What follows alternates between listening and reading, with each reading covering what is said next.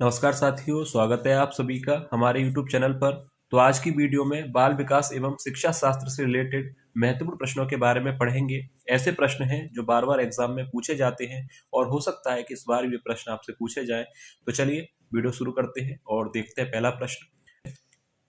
अधिगम में प्रयास और भूल के सिद्धांत का प्रतिपादन किसने किया था? ऑप्शन ए कोहलर ने, बी पॉवलोव ने, या ऑप्शन सी थॉर्नडाइक ने, या ऑप्शन डी गेस्टॉल्ट ने। तो देखिए अधिगम यानी सीखना में प्रयास और भूल के सिद्धांत का प्रतिपादन किसने किया था? तो राइट आंसर होगा ऑप्शन सी थॉर्नडाइक ने।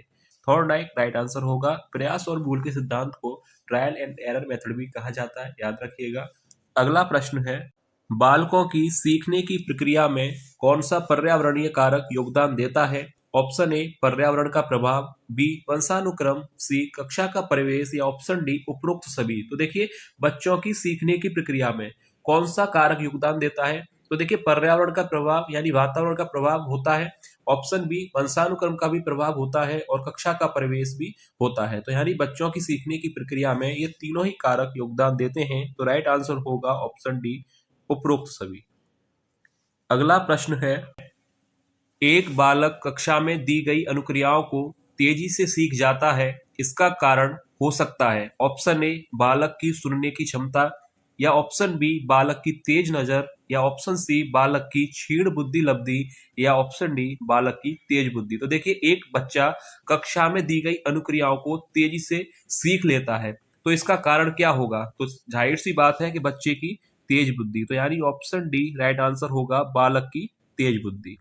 अगला प्रश्न है, आपकी कक्षा में एक बच्चा रोज आपको परेशान करने के लिए अप्रासंगिक प्रश्न पूछता है, तो आप क्या करेंगे? ऑप्शन ए माता पिता से शिकायत करेंगे, या ऑप्शन बी उससे बातचीत करेंगे, या ऑप्शन सी प्रधानाचार्य से शिकायत करेंगे, या ऑप्शन डी उसे डांटेंगे।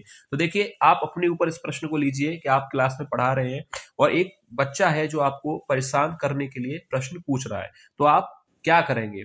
तो देखिए माता पिता से शिकायत करेंगे, या सीधे प्रधानाचार्य से शिकायत करेंगे, या सीधे उसे डांटेंगे? नहीं, देखिए सबसे पहले आपका जो काम है वह है उससे बातचीत करना, यानी उससे आप पूछेंगे ऑप्शन बी। Option B. अगला प्रश्न है, द बिहेवियर ऑफ ऑर्गेनिज्म पुस्तक के लेखक हैं ऑप्शन ए स्किनर, बी हल, सी जीन प्याजे, या ऑप्शन डी फ्राइड। तो देखिए द बिहेवियर ऑफ ऑर्गेनिज्म पुस्तक को किसने लिखा था?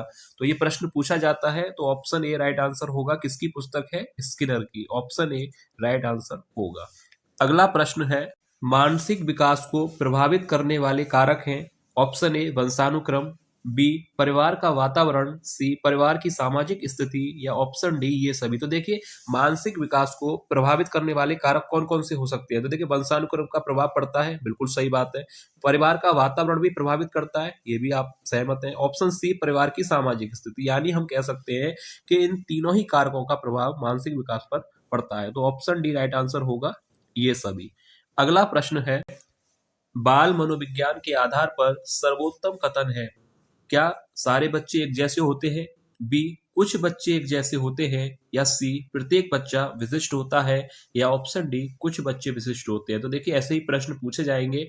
बाल मनोविज्ञान के आधार पर सर्वोत्तम कथन क्या होगा? कि सारे बच्चे एक जैसे होते हैं, ये तो गलत गलत है।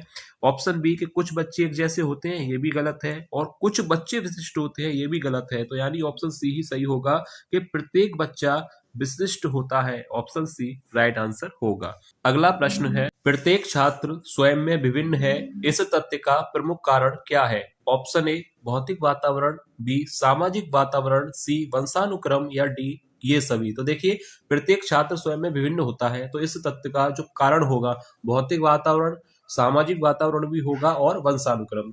तो हम कह सकते हैं ऑप्शन डी कि ये सभी जो कारक हैं इसी वजह से प्रत्येक छात्र स्वयं में विभिन्न होता है। अगला प्रश्न है, विद्रोह की भावना की प्रवृत्ति निम्न में से किस अवस्था से संबंधित है?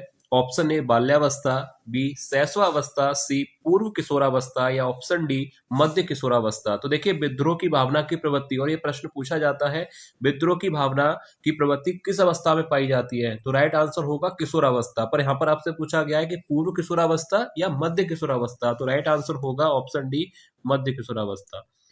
ऑप्शन डी राइट आंसर होगा। अगला प्रश्न है, विकास के किस काल को अत्यधिक दबाव और तनाव का काल कहा गया है? ऑप्शन ए किशोरावस्था को, बी मध्यावस्था को, सी बाल्यावस्था को या डी वृद्धावस्था को। तो देखिए किस काल को अत्यधिक दबाव और तनाव का काल कहा जाता है, तो ऑप्शन पहला ही सही हो जाएगा। किस काल को कहा जाता है? किशोरावस्था को। ऑप्शन ए राइट आंसर होगा। हम करके सीखते हैं किसने कहा था? ऑप्शन ए योकम ने, बी सिम्पसन ने, या ऑप्शन सी डॉक्टर मेस ने, या ऑप्शन डी जीन प्याजे ने। तो देखिए किसका कथन था कि हम करके सीखते हैं, तो याद रखिए किसने कहा था? सिम्पसन ने। ऑप्शन बी राइट आंसर होगा। अगला प्रश्न है, जीन प्याजे के अनुसार बालक की कितनी अवस्थाएं हैं? ऑप्शन ए 2, बी 3, सी 4 या ऑप्शन डी 5। तो देखिए जीन प्याजे के अनुसार बालक की कितनी अवस्थाएं हैं, तो ऑप्शन सी राइट होगा 4। याद रखिए कितनी अवस्थाएं हैं? 4।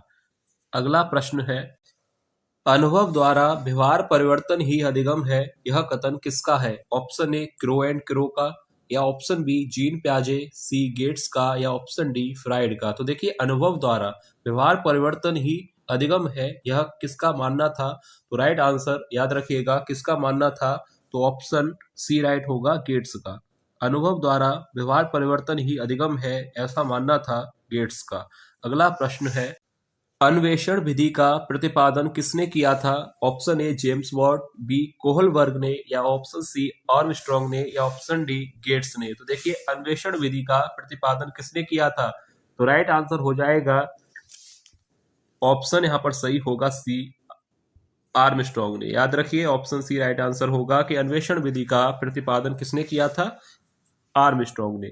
अगला प्रश्न है, मनोविश्लेषण विधि का जन्मदाता माना जाता है? ऑप्शन ए कोहलबर्ग को, बी जीन प्याजे को, सी क्रो एंड क्रो को, या ऑप्शन डी फ्राइड को। तो देखिए मनोविश्लेषण विधि का जन्मदाता किसे माना जाता है? अच्छा प्रश्न है परीक्षा के लिए, तो राइट आंसर याद रखिएगा किसको माना जाता है? ऑप्शन यहां पर सही होगा डी फ्राइड को। Option D fried.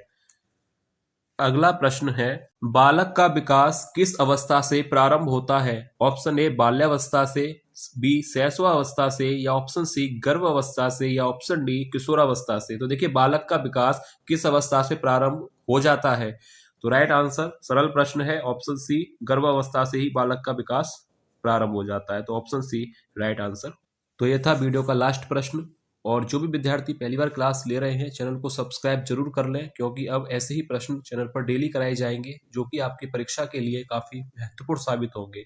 तो आप सभी चैनल को सब्सक्राइब जरूर कर लें, जिससे